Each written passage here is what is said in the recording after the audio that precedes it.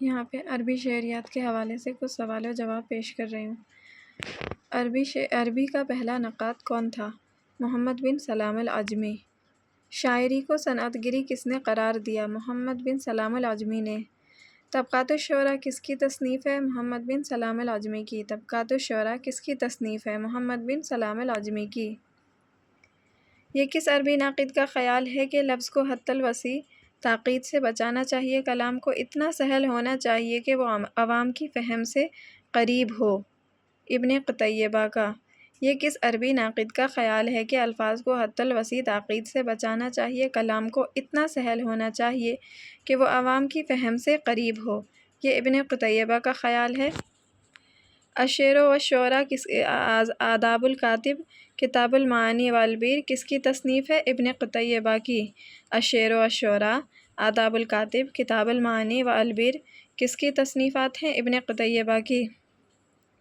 کبھی کبھی شعر کے الفاظ بہت خوبصورت ہوتے ہیں لیکن معنی کے فقدان کی وجہ سے شعر بیکار ہو جاتا ہے، یہ کس کا قول ہے؟ ابن قتیبہ کا۔ ابن قتیبہ کہتے ہیں کہ کبھی کبھی شعر کے الفاظ بہت خوبصورت ہوتے ہیں لیکن معنی کے فقدان کی وجہ سے شعر بیکار ہو جاتا ہے۔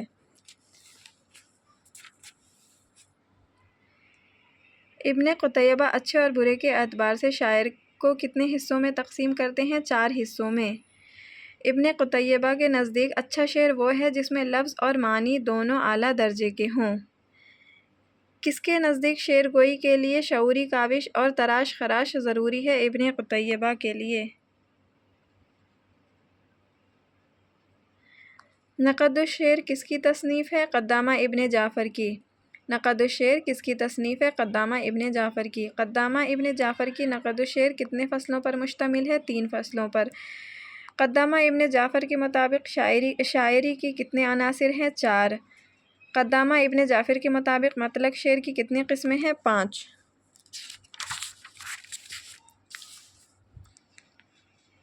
قدامہ ابن جعفر معنی کی قدر و قیمت بتاتے ہوئے کہتے ہیں کہ شاعر کا اولین فرض ہے کہ بہترین معنی کا انتخاب کرے، اس کے لیے لازم ہے کہ وہ برے معنی سے اعتراض کرے، اس لیے کہ معنی ہی شاعری کا خام مواد ہے۔ قدامہ ابن جعفر معنی کی قدر و قیمت بتاتے ہوئے کہتے ہیں کہ شاعر کا اولین فرض ہے کہ بہترین معنی کا انتخاب کرے، اس کے لیے لازم ہے کہ وہ برے معنی سے اعتراض کرے، اس لیے کہ معنی ہی شاعری کا خام مواد ہے۔ کس نے شاعری کے لیے جھوٹ کو ضروری قرار دیا ہے؟ قدامہ ابن جعفر نے۔ قدامہ ابن جعفر نے شاعری کے لیے جھوٹ کو ضروری قرار دیا ہے۔ قدامہ کے مطابق کوئی شاعر اس وقت تک عظمت حاصل نہیں کر سکتا جب تک اپنے کلام میں مبالغہ اختیار نہ کرے۔ قدامہ کے مطابق کوئی شاعر اس وقت تک عظمت حاصل نہیں کر سکتا جب تک اپنے کلام میں مبالغہ اختیار نہ کرے۔ العمدہ کس کی تصنیف ہے؟ ابن رشیق کی۔ ابن رشیق کی تصنیف کا نام کیا ہے؟ العمدہ۔ ابن رشیق کلام میں مبالغہ کو ناپسند کرتے ہیں۔ ابن رشیق کا کہنا ہے کہ سب سے بہتر کلام وہ ہے جس پر خدا کی کتاب سے کوئی دلیل مل جائے۔ ابن رشیق کا کہنا ہے کہ سب سے بہتر کلام وہ ہے جس پر خدا کی کتاب سے کوئی دلیل مل جائے۔ ابن رشیق کے مطابق شاعر کی عمارت کن 4 چیزوں سے اٹھتی ہے؟ لفظ، معنی، وزن اور قافیہ۔ ابن رشیق کے مطابق شعر کی عمارت 4 چیزوں سے اٹھتی ہے: لفظ، معنی، وزن اور چوتھا ہے قافیہ۔ ابن رشیق نے لفظ کو جسم اور معنی کو روح سے تعبیر کیا۔ ابن رشیق نے لفظ کو جسم سے اور معنی کو روح سے تعبیر کیا ہے۔ ابن رشیق نے شاعری کے لیے جدت معنی، سلاست الفاظ، عمدہ پیشکش، اختصار اور قدرت اظہار کو ضروری کہا ہے۔ ابن رشیق نے شاعری کے لیے جدت معنی، سلاست الفاظ، عمدہ پیشکش، اختصار اور قدرت الفاظ کو ضروری کہا ہے۔ کس کے مطابق معنی پانی کی مانند ہے اور الفاظ پیالے کے؟ ابن خلدون کے مطابق۔ کس کے مطابق معنی پانی کے مانند ہے اور الفاظ پیالے کے؟ ابن خلدون۔ ابن خلدون اس بات کا قائل ہے کہ شاعر کو بلند پایہ رتبہ شعراء کا کلام یاد ہونے چاہیے اور شاعر شعر کہنے کے بعد بار بار اسے دیکھے اور درست کرے۔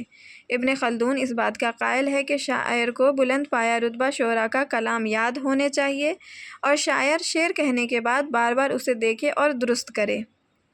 علم بلاغت کا بانی کسے کہا جاتا ہے؟ عبد القاہر جرجانی کو۔ علم بلاغت کا بانی کسے کہا جاتا ہے؟ عبدالقاہر جرجانی کو۔ اسرار البلاغت، دلائل الاعجاز، الایضاح فی الخوء کس کی تصنیف ہے؟ عبدالقاہر جرجانی کی۔ عبدالقاہر جرجانی کے مطابق شعری جمالیات کا دار و مدار معانی پر ہے۔ عبدالقاہر جرجانی کے مطابق شعری جمالیات کا دار و مدار معانی پر ہے۔ شاعری میں محض سچائی کو بانجھ حسینہ سے کس نے تشبیہ دی ہے؟ عبدالقاہر جرجانی نے۔